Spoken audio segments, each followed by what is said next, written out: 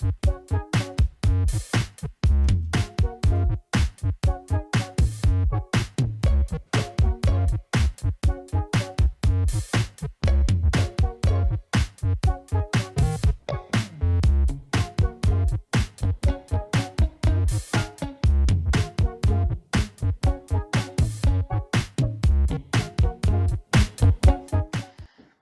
hola a todos.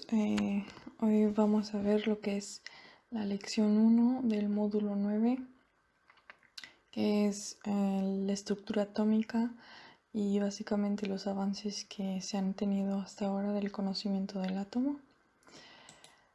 En esta lección vamos a ver básicamente lo que son las ideas de Leucipo y Demócrito sobre el atomismo, el modelo atómico de Dalton, de Thomson, de Rutherford y de Bohr, los cuales son pues, los principales, y Dirac-Jordan.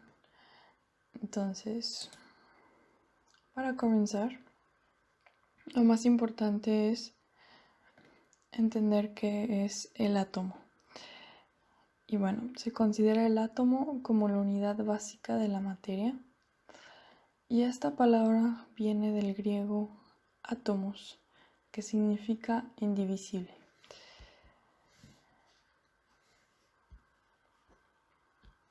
Y bueno, este átomo se dice que es la partícula más pequeña de la materia. Es decir, nosotros podemos dividir algo, cualquier material, cualquier cosa, y lo podemos dividir muchas veces hasta que llegamos al nivel de átomo, donde ya no se puede dividir más. Y este átomo es el que le va a dar las propiedades a los materiales y a los compuestos y a las cosas, por lo que decimos que tiene las propiedades de un elemento químico.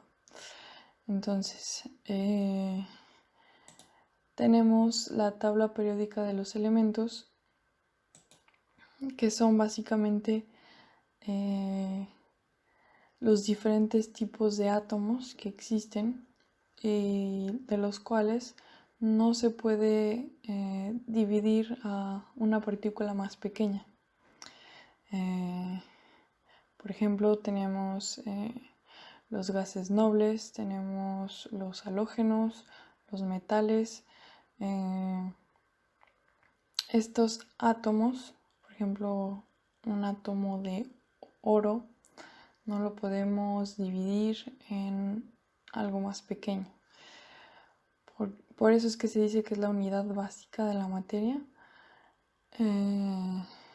porque es lo más pequeño que se puede considerar materia. Estos átomos, a su vez, están compuestos por otras partículas subatómicas, que son el núcleo, que está compuesto por otras partículas subatómicas, que es el neutrón, que tiene carga neutra, carga eléctrica neutra, y el protón, que tiene carga eléctrica positiva. Y el electrón, bueno, que no sale aquí, y el electrón, que tiene carga eléctrica negativa. Entonces, les puse esta imagen como ejemplo para que pudieran observar las distintas partículas subatómicas. Se les llama subatómicas porque están dentro del átomo. Entonces, básicamente son tres y son las que tienen que recordar: el electrón, el protón y el neutrón. El electrón, que se encuentra en los orbitales del átomo, el neutrón y el protón, que se encuentran dentro del núcleo del átomo, el protón, que tiene carga positiva, el electrón, que tiene carga negativa, y el neutrón, que tiene carga neutra, es decir, no tiene carga. Y bueno, para llegar a saber todo esto sobre el átomo, tuvimos que todo se remonta a los griegos. Los griegos fueron los primeros que utilizaron este término del átomo, más específicamente Demócrito y Leucipo. Demócrito, atrás en los años 450 a.C., o sea, hace bastante tiempo, es considerado el padre de la idea del átomo, puesto que fue el primero que utilizó este término, esta teoría. Él decía que nosotros podíamos dividir la materia en trozos más pequeños y así podíamos hacerlo infinitamente hasta que iba a llegar un momento en el que no íbamos a poder dividir la materia a trozos más pequeños, y a estas partículas las llamó átomo. Y de ahí viene lo que les explicaba al principio, que es átomo, que significa indivisible. Entonces esto viene de Demócrito. Pero bueno, realmente se dice que no fue Demócrito, sino Leucipo, su maestro de Demócrito, que es el verdadero padre de la idea del átomo. Pero bueno, básicamente ellos dos fueron los padres del atomismo, y ellos dieron modelos de átomos que explicaban las diferentes propiedades de la materia. Y bueno, esta idea del atomismo fue básicamente rechazada en estos tiempos debido a que el pensamiento de otros filósofos griegos como Platón y Aristóteles eran impuestos, y ellos, al estar en desacuerdo con esta teoría del atomismo, pues el átomo fue olvidado y en su lugar surge la teoría de los 4 elementos, como la teoría de la composición de la materia. Es decir, se decía que toda materia y toda cosa y ser vivo en la Tierra estaba compuesto por estos 4 elementos, que eran el agua, el fuego, la tierra y el aire. Este tipo de ideas repercutió tan fuertemente que incluso influyó en la medicina, por lo que se creía que nosotros, al estar hechos o compuestos de estos 4 elementos, del agua, fuego, tierra y aire, las enfermedades eran básicamente un desequilibrio de alguno de estos 4 elementos, ya sea un exceso o una falta de uno de estos 4 elementos. Por ejemplo, la fiebre pues la relacionaban con el fuego, y el fuego lo relacionaban con la sangre. Entonces, alguna de las prácticas que se hacían en estos tiempos era que se le hacían sangrías a las personas. Entonces consideraban que cuando una persona tenía fiebre, tenía un exceso de este elemento fuego, y que lo relacionaban a la sangre, entonces un exceso de sangre. Entonces lo que hacían básicamente era cortarlos y dejarlos sangrando, así nomás, los dejaban sangrando, y eso era la cura a esta enfermedad. Todo por estas creencias que se tenían de los 4 elementos y los desbalances que se tuvieran de estos 4 elementos desencadenarían enfermedades. Y bueno, estas ideas fueron cambiando al paso del tiempo.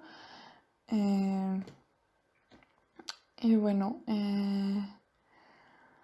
Estos no fueron los únicos, Aristóteles y Platón, los únicos, perdón, no, Leucipo y Demócrito, los únicos que estaban a favor del atomismo. Epicuro fue también un filósofo griego que defendía esta teoría. Él creó un jardín, que era una escuela filosófica, y él se conocía por buscar el placer encima de cualquier cosa, y defendía el atomismo impuesto por Demócrito. Entonces esto era algo que él defendía en su escuela de filosofía, y en esta escuela llegó a ir Tito Lucrecio, quien es un poeta romano y escribió la obra de Rerum Natura, que es un poema donde divulga básicamente el pensamiento de Epicuro y con ello el pensamiento de Demócrito y con ello la teoría del atomismo. Entonces, en este entonces pues no existía la imprenta. Fue hasta después de varios años que se inventó la imprenta y pudo salir este texto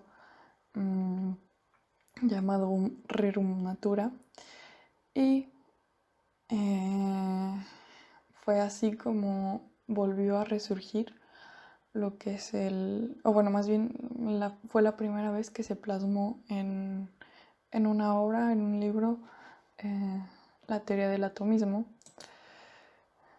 Y fue hasta después, en el siglo XVIII, que nace la química después de la muerte de su hermana, que es la alquimia, con el libro que publicó Robert Boyle, que será el libro del químico escéptico. En este libro básicamente Boyle marca la diferencia entre la alquimia, que básicamente es la hermana de la química, y la que se basaba o tenía como propósito manipular los elementos, los 4 elementos que venimos de ver. Y así nace la química, donde Boyle explica que se debe de experimentar, y ya aquí se marca un antes y un después entre lo que era la alquimia, que estaba basado más en textos filosóficos, y así nace la química, que está basada más en la experimentación y en lo científico. Entonces, así se empieza a retomar lo que es el atomismo, y el primer modelo fue el modelo de Dalton, que él viene siendo básicamente el padre de la teoría atómica moderna. Y John Dalton fue un inglés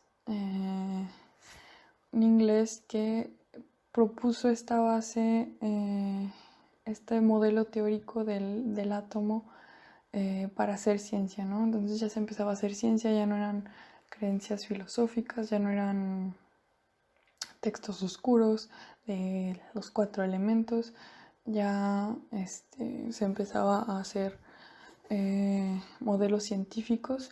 Y en estas épocas era algo que las personas creían pues teóricamente, ¿no? No era algo que ya se hubiera demostrado con experimentación, era un modelo teórico, una idea. Entonces era una idea, pero la gente no estaba realmente segura de que era real. Entonces, Dalton básicamente lo que hace es que rescata las ideas de Demócrito y las aplica en la ciencia. Y para él los átomos eran pequeñas bolas duras, macizas e indivisibles, como lo decía Demócrito, y de carga neutra. Es decir, no tenían carga alguna, eran pequeñas bolitas duras, sólidas. Y no fue hasta el siglo XIX, a finales del siglo XIX, que Thomson, otro personaje, descubre el electrón. la primera partícula subatómica que se descubre, que fue el electrón. Y esto pues abrió oportunidad a nuevas propuestas atómicas por demás científicos. Por ejemplo, el de Gilbert Lewis, que era un estadounidense que propuso el modelo atómico cúbico.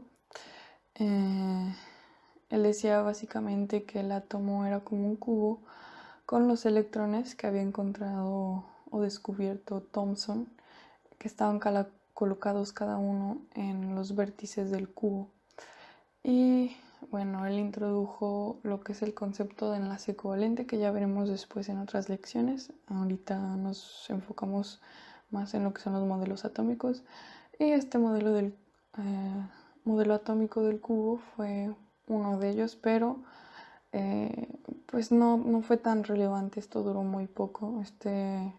Realmente no es necesario que lo aprendan. Pero bueno, ayuda a entender un poco la evolución del modelo atómico.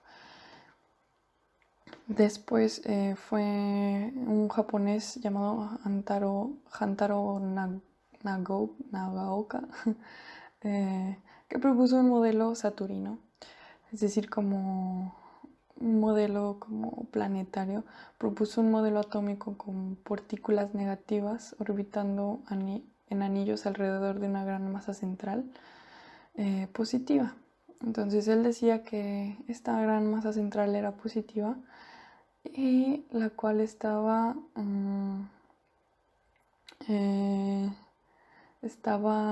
tenía alrededor electrones, es decir, las partículas negativas, y lo comparó con el planeta Saturno, de ahí el nombre del modelo saturnino.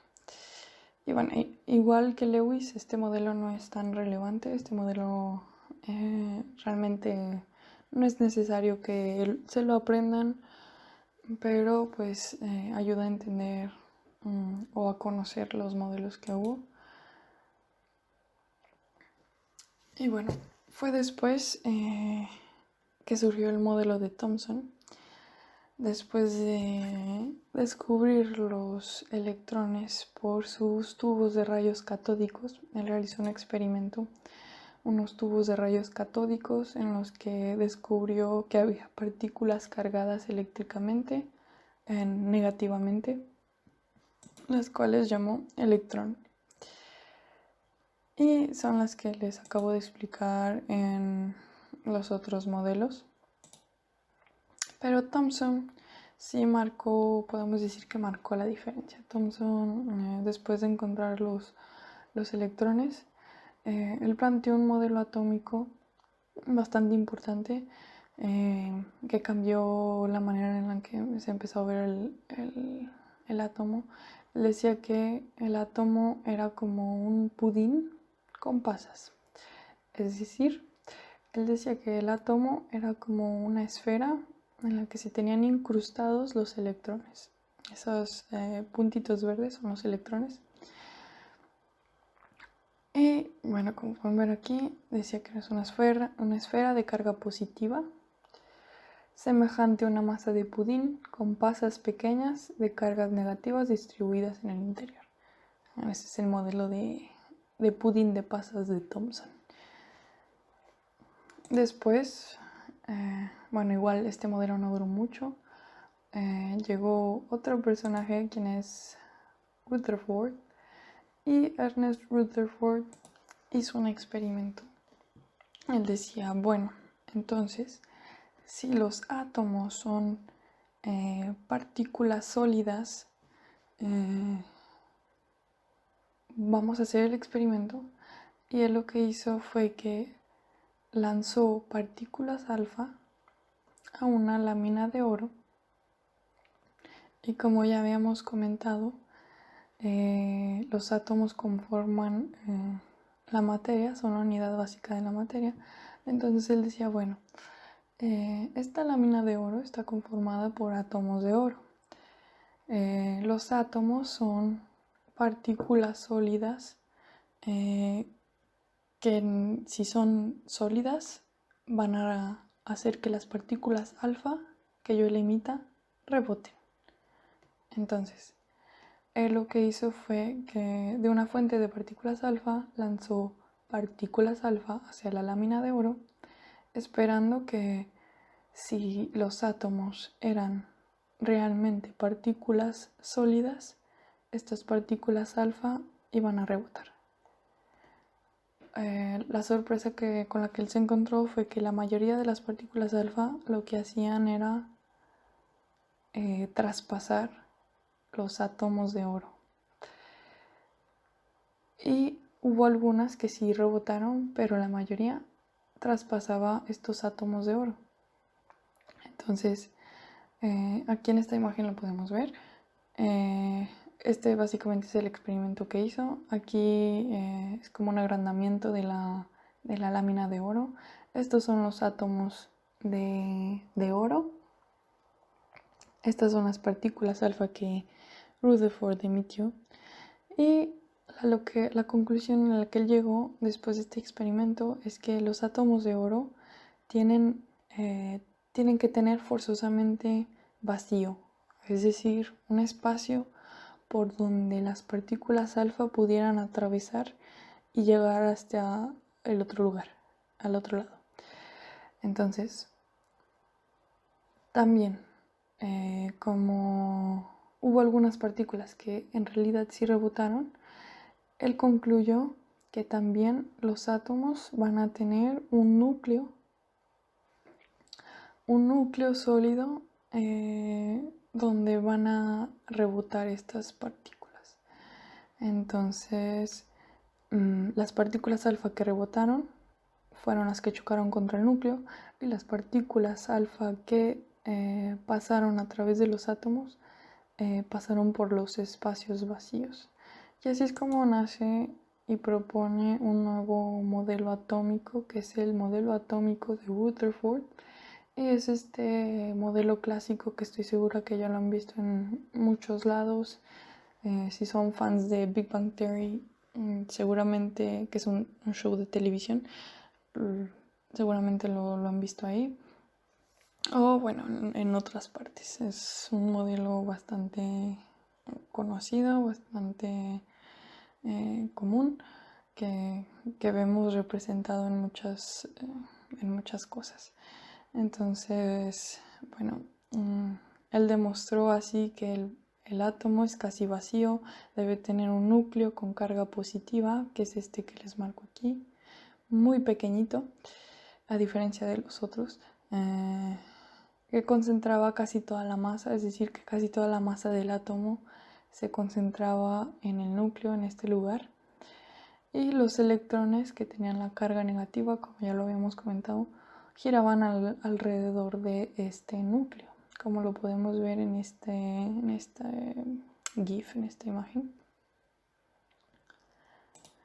Y bueno, después surge el modelo atómico de Bohr. Bohr fue un personaje que hizo varios experimentos en el que se descubrió la emisión y la fluorescencia de ciertos elementos, que bueno, ese ya es otro tema. Pero básicamente, bueno, yo creo que ustedes ya conocen, por ejemplo, las varitas fluorescentes que les dan en fiestas, que las rompes y emiten luz. Bueno, eso fueron algunos de los descubrimientos que se dieron en el intermedio entre el modelo atómico de Rutherford y el modelo atómico de Bohr.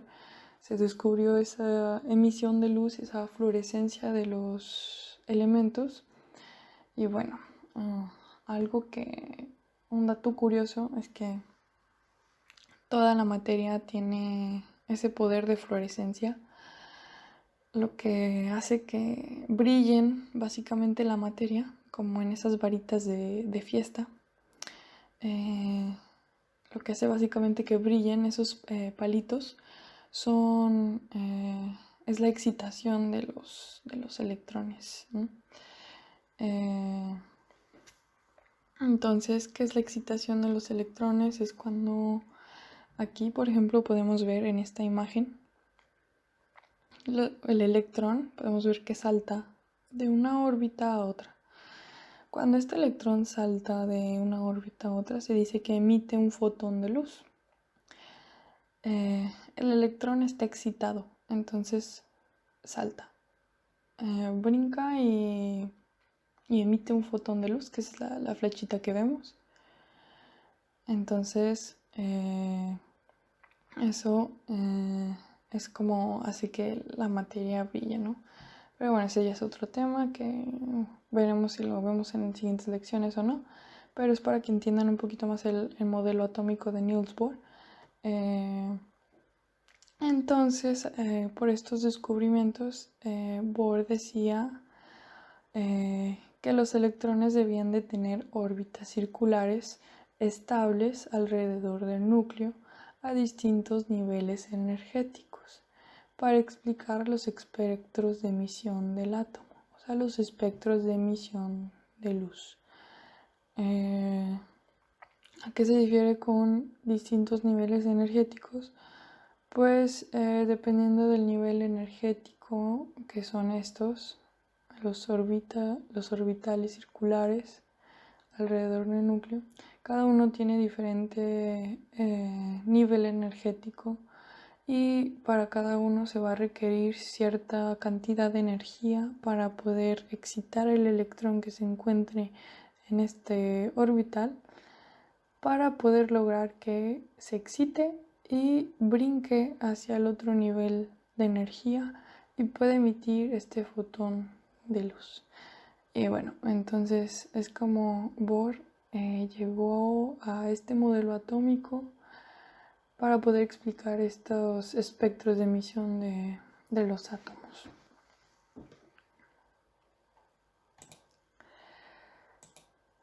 Después surgió el modelo cuántico ondulatorio de Erwin Schrödinger, que es básicamente el modelo actual que manejamos. Bueno, con algunas correcciones, unas modificaciones que veremos después. Bueno, Erwin Schrödinger era un austríaco, perdón. Él en su modelo propone un modelo cuántico. Ahorita veremos a qué se refiere esto. Donde ya no hay órbitas, sino orbitales, que dan la probabilidad de la ubicación del electrón como partícula y onda a la vez. Es un modelo cuántico no relativista. ¿A qué se refiere esto? Bueno, en el modelo de Bohr, por ejemplo, aquí podemos ver que son órbitas circulares. Son órbitas y podemos ver que están muy definidas, ¿no? Que o el electrón orbita aquí, o el electrón se encuentra aquí o se encuentra en el otro, ¿no? Es uno o el otro. Son muy, muy precisas, ¿no? En el modelo cuántico ondulatorio de Schrödinger, él dice que ya no son órbitas, sino orbitales. Es decir, él decía que los electrones se movían, tenían un comportamiento cuántico. Es decir, no se mueven así, no se mueven alrededor de una órbita, se mueven así por todos lados. El electrón se mueve por todos lados, no tiene una órbita definida como en el modelo de Bohr, sino que más bien se mueve en orbitales, pero es difícil saber en dónde se encuentra el electrón. Y es así como surgen los números cuánticos, que es lo que vamos a ver más adelante. Y estos orbitales que describía Schrödinger son los que daban la probabilidad de la ubicación del electrón como partícula y onda a la vez. Es decir, que el electrón se puede comportar como una partícula y una onda al mismo tiempo. Es decir, tiene un comportamiento dual. Así, después, bueno, un poquito después se descubre el neutrón, gracias a James Chadwick, y con su gran aportación a la física, el núcleo de los átomos pasa a tener protones, ¿no?, con carga positiva y neutrones de carga neutra. Pero bueno, esto ya se los había comentado más acá. Bueno, finalmente, para llegar al modelo actual, que es mecánico cuántico, que es lo que les comentaba, es el modelo de Dirac-Jordan, que incorpora correcciones relativistas al modelo de Schrödinger y tiene en cuenta otras interacciones y propiedades cuánticas como el spin. Ahorita vamos a ver qué es eso. Este modelo, básicamente, miren, estos son los orbitales de los que les hablaba. Ven en este modelo, estos son orbitales y estos describen o representan las probabilidades de dónde se encuentre el electrón. Estos orbitales representan la densidad electrónica también. Entonces el electrón pasa de moverse así, como en el modelo atómico de Bohr, de una manera definida en las órbitas circulares, muy definida, a un modelo mecánico cuántico. ¿Por qué mecánico cuántico? Porque se dice que el electrón se mueve de manera cuántica, ¿no? A eso se refiere cuántico. No se mueve de manera definida, ¿no? Está moviéndose así por todos lados. Y bueno, estos orbitales son realmente la probabilidad más alta donde se puede encontrar esos electrones. A eso se refiere. Ahorita vamos a ver entonces que así surgen los números cuánticos. Así surgen los números cuánticos, que son 4, N, L, M1 y Ms. Estos números cuánticos describen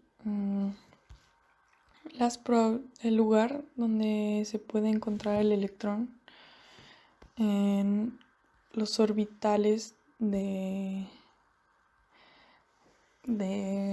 los átomos. Nos indican la posición y la energía del electrón. Ningún electrón de un átomo, de un mismo átomo, puede tener los mismos números cuánticos. Y bueno, vamos a ver el significado de cada uno de estos números cuánticos. Estos números, pues como podemos ver, se denominan con la letra N, L, M y ML, MS. El número cuántico N es el número cuántico principal y indica el nivel de energía donde se encuentra el electrón. Ok, este puede asumir los valores de 1 al 7, que es la notación cuántica, y normalmente esto lo van a encontrar con las letras K, L, M, N o P, Q en las tablas periódicas. Si lo buscan ahí, así les va a aparecer. Y bueno, este número representa el nivel de energía donde se encuentra el electrón. Básicamente, entre más nos alejamos del núcleo, más aumenta la energía. Y bueno, esto puede tomar estos valores, como ya les dije. Después está el número cuántico L, que es el número cuántico secundario y que indica el orbital en el que se encuentra el electrón. Estos orbitales pueden ser el S, P, D o F. Y el número, bueno, estos son los orbitales S, P, D, F. Y el valor de este número cuántico L puede ser de 0, 1, 2 y 3. Ok, entonces, bueno, estos son los orbitales que yo les comentaba del modelo atómico mecánico cuántico que acabamos de ver. El electrón se puede encontrar en este en este. Cabe destacar aquí que por cada orbital, bueno, por cada suborbital, ahorita vamos a ver, puede haber dos electrones. Y bueno, eso lo vamos a ver más adelante. Después está el número cuántico ML. Y este número es el número cuántico magnético y representa la orientación de los orbitales en el espacio. ¿Ok? O el tipo de orbital dentro de un orbital específico. Aquí lo podemos ver, la orientación magnética. ¿Ok? Puede estar en el plano X, en el plano Y, en el plano Z. Asume valores del número cuántico secundario negativo, o sea, menos L, 0 a más L. ¿Ok? O sea, puede tomar valores desde menos L hasta toma los valores del número cuántico que vimos aquí, L, desde menos L hasta más L, pasando por 0. ¿Ok? Ahorita se los explico más detalladamente aquí. Entonces, por ejemplo, si L vale 0, M vale 0. Es decir, solo hay un solo tipo de orbital S, que es este de acá, que les muestro, el orbital S. Entonces, si L vale 0, si este número vale 0, M vale 0.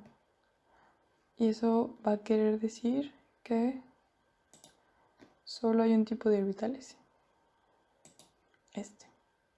Ok. Igual, si L vale 1, M va a tomar los valores desde menos L, que es lo que vimos aquí, menos L a más L. Entonces, si L vale 1, M va a ser desde menos L, o sea, menos 1, a más L, es decir, más 1, o sea, menos 1, 0, más 1. Esto quiere decir que hay tres tipos de orbitales, bueno, tres tipos de suborbitales P. ¿Ok? Tres tipos de estos suborbitales P. Ok. Va a haber un orbital P en el eje de las X, va a haber un orbital P en el eje de las Y y un orbital P en el eje de las Z. Esto lo podemos ver y esa es la orientación de los orbitales.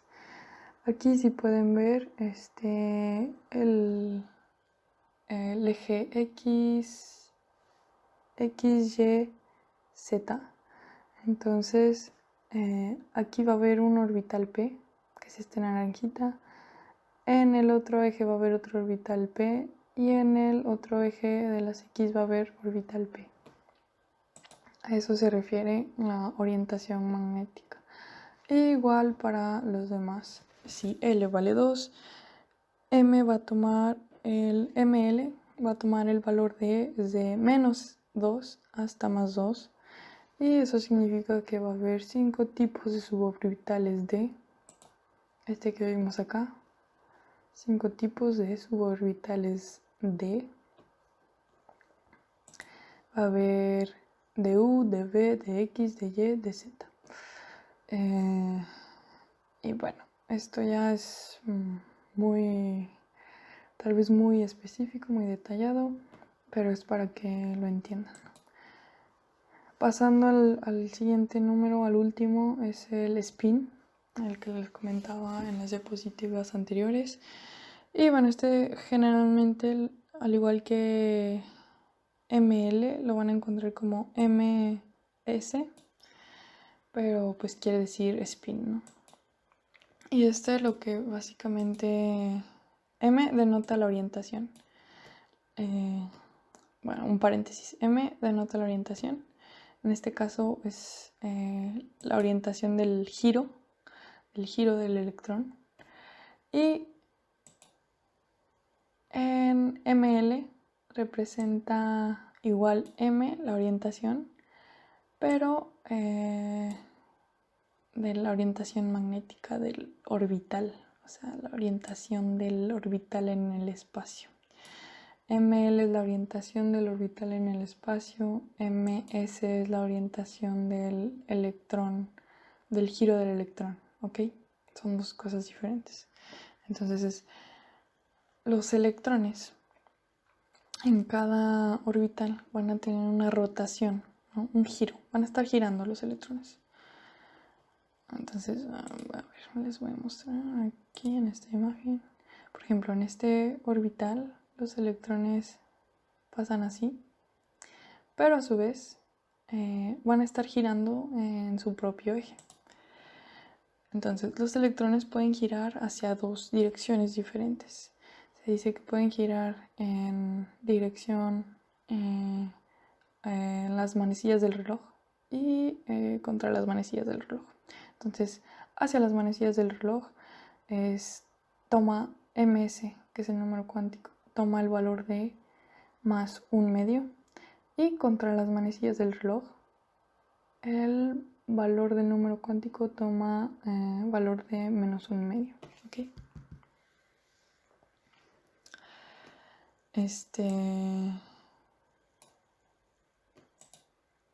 Bueno, luego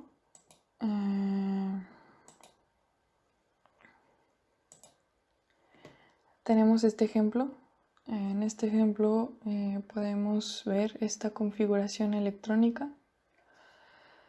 Y bueno, ahorita vamos a ver qué es la configuración electrónica. Bueno, sí, primero vamos a ver qué es la configuración electrónica, para que puedan entender. La configuración electrónica se utiliza para saber dónde se localizan los electrones en el modelo atómico mecánico cuántico, ¿ok? Utilizamos esta configuración de los electrones para saber exactamente en dónde se encuentra un electrón en un átomo, ¿ok? En un átomo, en algún tipo de átomo, de cualquier elemento de la tabla periódica. O sea, es la manera de repartir los electrones en los niveles y subniveles de energía. Y estos subniveles son 4, ¿ok? Hay 4 subniveles de energía. Están los orbitales, ¿ok? Y hay 4 subniveles de energía. Entonces van a ser los subniveles S, P, D, F, ¿ok? Al subnivel S le van a caber 2 electrones, al subnivel P le van a caber 4 electrones, al D 6 electrones y al F 10 electrones, ¿ok? En total. Les pueden caber menos, pero este es el máximo de electrones que puede tener cada subnivel. Y con ello, ahora que ya saben eso, podemos ver cómo funciona, cómo podemos hacer la configuración electrónica. Entonces, vamos a ver. Yo les puse estos ejemplos. Vamos a ver cómo sacar esta configuración electrónica, cómo lo pueden hacer ustedes. Y bueno, es muy fácil, solo tienen que utilizar esta tablita. Esta tablita es como la técnica de diagonales. En esta tablita tenemos 7 niveles, ¿ok? Son los 7 niveles de energía del átomo. Entonces tenemos estos 7 niveles de energía, y va a ser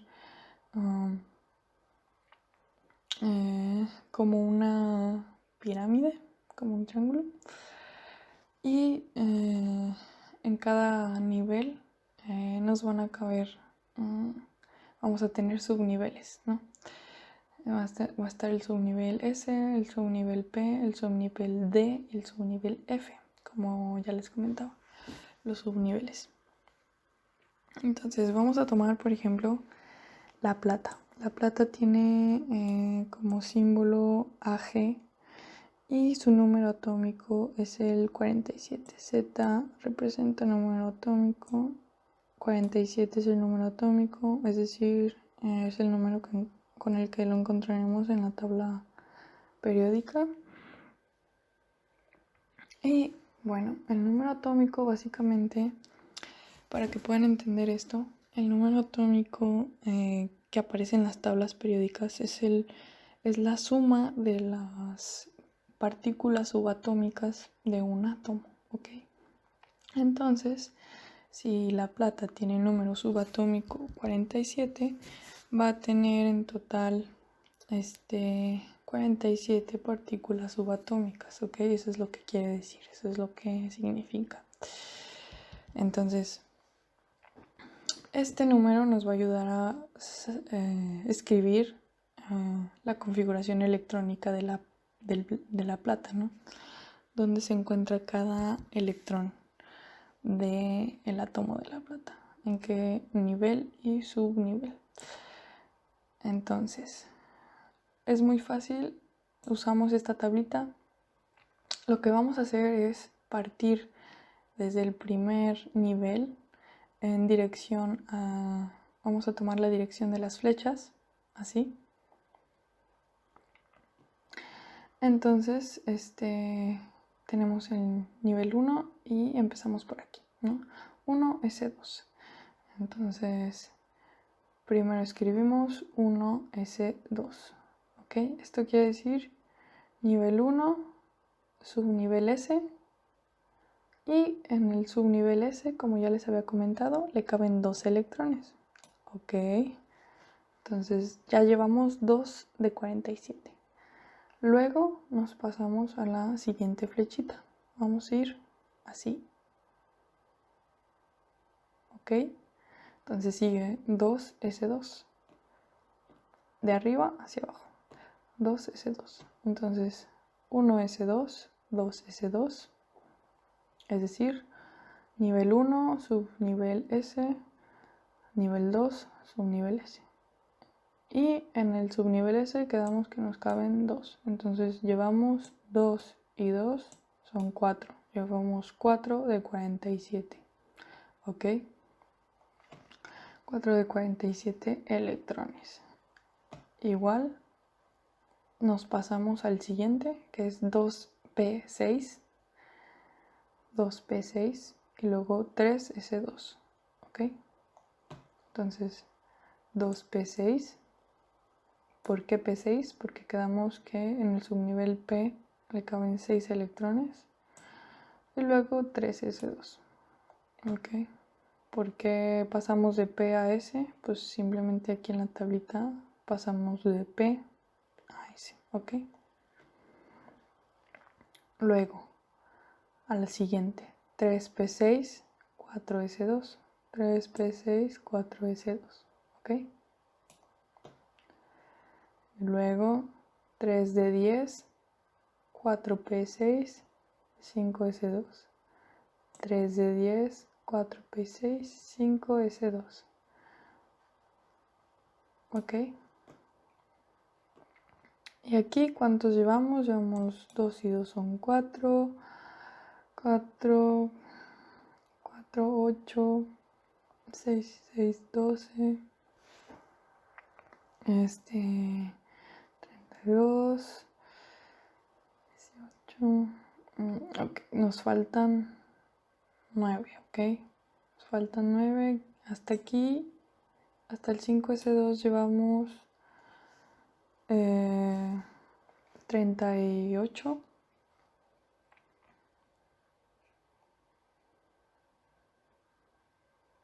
Sí, llevamos 38. Y aquí solo nos faltarían 9, ¿ok? Entonces, pasamos al siguiente, que es 4 de 10.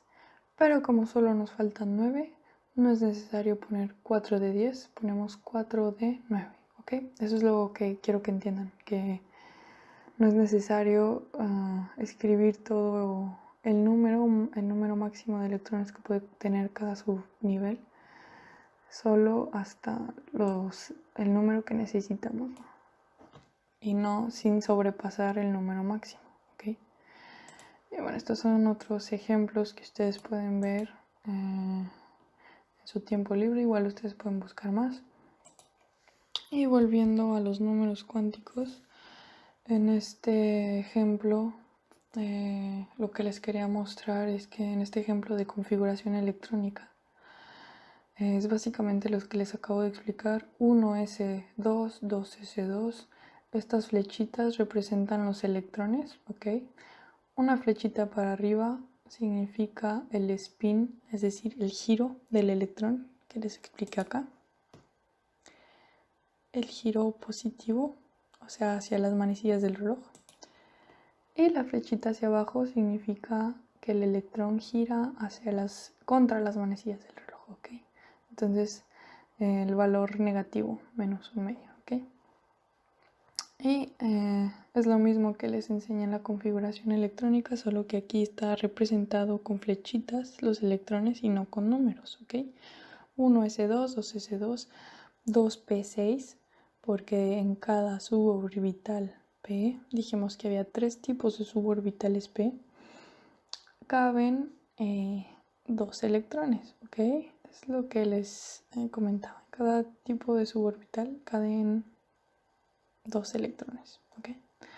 Entonces, en esta configuración, este ejemplo en específico, el último electrón, que es esta flechita roja, el último electrón tiene como valor estos números cuánticos, ¿ok? El valor de n para este electrón, en rojito, es igual a 2. ¿Por qué n es igual a 2? Porque se encuentra en el nivel de energía 2. Quedamos que hay 7 niveles de energía. 1, 2, 2, P, ¿ok? Está en el 2. Entonces n es igual a 2. El número cuántico L es igual a 1 para este electrón. ¿Por qué? Porque, como habíamos visto acá, L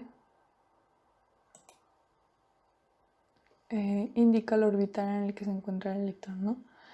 Y vemos que este electrón orbita en el orbital P, y el número cuántico secundario, el valor de este número cuántico secundario para P es 1. Esto lo podemos ver en esta tablita, ¿ok? Entonces, como está en P, el valor de L es 1, ¿ok? Entonces L igual a 1. Y ahora el valor de ML para este electrón en rojito que les comenté va a ser de -1. De -1 a 0, de -1 a +1, ¿ok? Entonces -1, 0 y +1. Estos son los diferentes tipos de orbitales P, ¿ok? Y luego para el número cuántico MS, que representa el spin, o S, va a ser de -1/2. ¿Por qué -1/2? Porque vemos que la flechita va para abajo, entonces tiene spin contra las manecillas del reloj, y por lo tanto es -1/2, ¿ok? Y bueno, esta fue la lección de esta semana. Espero que les haya gustado, que hayan aprendido algo nuevo y que lo hayan disfrutado.